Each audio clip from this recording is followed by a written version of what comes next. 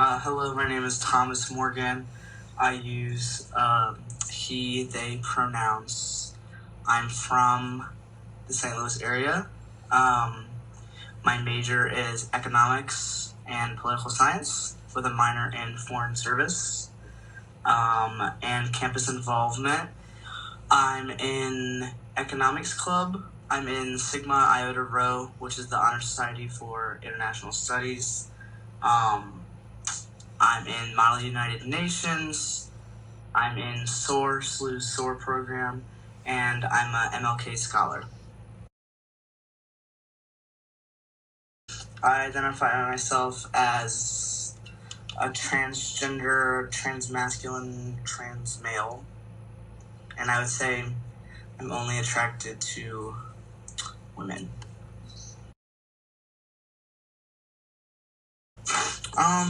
I think the community at SLU is not super large in comparison with some other places. Like, it definitely is, there's smaller communities, but it's not a very large community, especially for people who are transgender, and the amount of people that are transitioning, I would say, is extremely small. And I've only met a few people who are going through like a medical transition process at SLU. But as far as like acceptingness, I would say it's fairly accepting. I feel like there is definitely a current, like an undercurrent of people who maybe are more conservative, more religious. But I'd say at face value, I'd say it's pretty accepting. And I think working with the like bodies of people at SLU, like in terms of like name changes and like housing accommodations, has not been a problem. Yes. I would say at SLU, as far as things like, inclusivity, I think there have at times been issues with like, getting called the right name by professors, having the right kind of pronoun usage, and inclusivity, I think, has definitely been a stretch. But as far as like, kind of like I said, like, I didn't think it was excessively hard to access, accommodations for my housing or to change my name in the system. I felt was easy.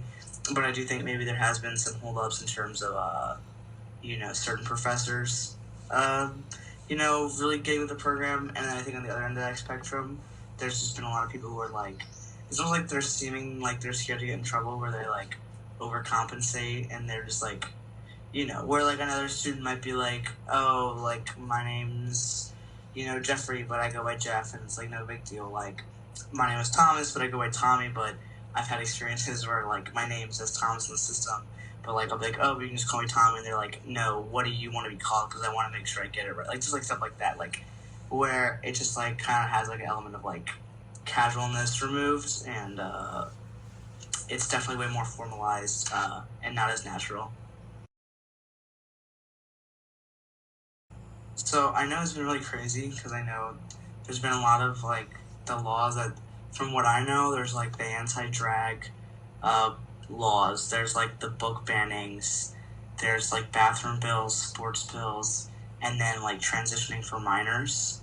So a good like large amount of bills. But then now I think Missouri's been like the first. I think the Missouri bill they just passed, or like the, I don't know what it was, from like the Attorney General, like the executive order, where like essentially nobody can start transitioning anymore. So like you can get grandfathered in, but you can't start. Which I think now has been blocked by a court.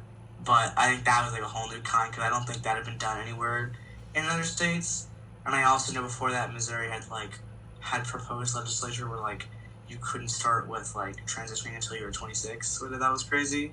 So I think Missouri definitely is up there with some of the worst states. And I think with this like executive order or whatever it was that was put out a couple weeks ago, I think it's definitely probably one of the most conservative states. I don't feel like it's super bad being in St. Louis.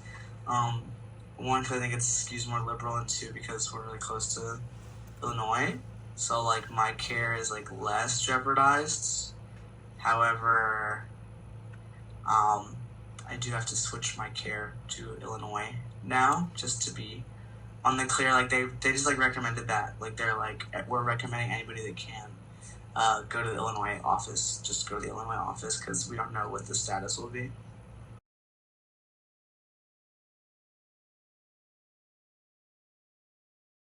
Well, I would say for me, what's really crazy is just like I think there's a lot of misinformation about one the frequency of like how many minors are even receiving gender affirming care. I think even in like the most liberal and like easy access states, there's still like not that many kids. So I think it's like these bills are making it seem like it's like a massive issue when it's really not. I think really people have generally no idea like how certain processes work. So like you can't, for instance, get any kind of surgery until you've been on hormones, and if you're super young, you can't get on hormones until you've been on puberty blockers. And I think people don't know what puberty blockers are because, like, if you go on puberty blockers, there's not any kind of like medical repercussions because were you to stop taking puberty blockers, you just go through puberty. So that is something where it's not like something that has like permanent, lasting effects, as they love to say. It just is. So I think there's just a lot of misinformation, and as far as effects go, I think it's just drawing a lot of extra scrutiny, even to adults. And judging by some recent advances in legislation, I think it kind of reveals that like I think it's like one of those things where like it starts with them saying they're saving the kids, but then it's actually attempts to limit care across the board, and that's very negative because there is a lot of issues with transgender people committing suicide because we cannot transition. And I think it's also like a violation of freedom because, other, procedures, you could compare a similar, like a 16-year-old girl can get breast implants. People don't know that, but if you have a parent's permission, you can get breast implants, or you can get a tattoo, or you can get everything like.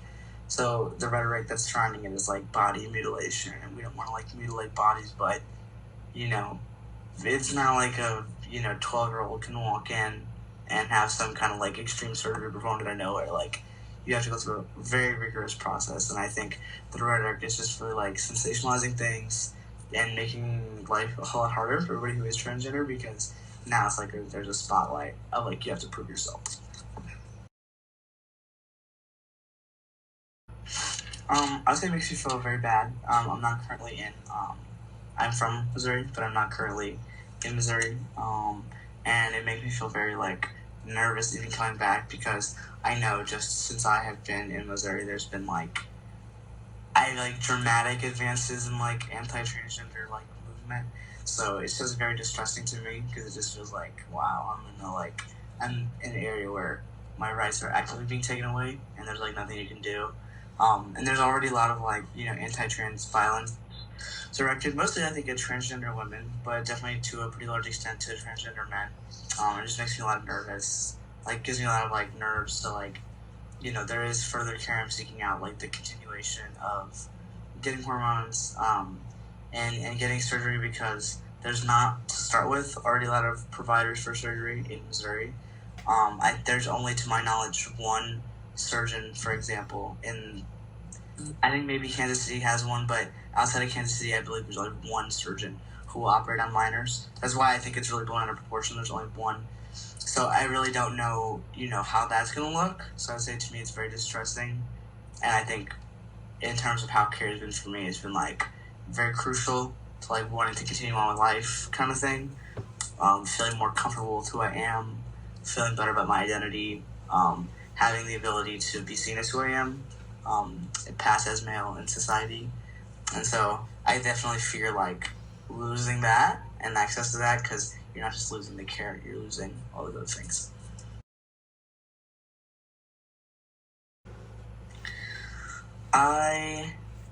Yes and no. I think one thing that makes me kind of have like a conflicted answer is like a lot of times like transgender people refer to care as like life-saving care because it is, but they like always seem very like perplexed by this kind of commentary where I I don't know. It's just I think on one hand, yes, they're like actively trying to harm the community, but on the other hand, I don't think they really like understand exactly what's going on. Because I don't really think they have any conception of what being transgender is like. So, yes, I think it's intentional to cause harm, but no, I don't think they really understand. Um,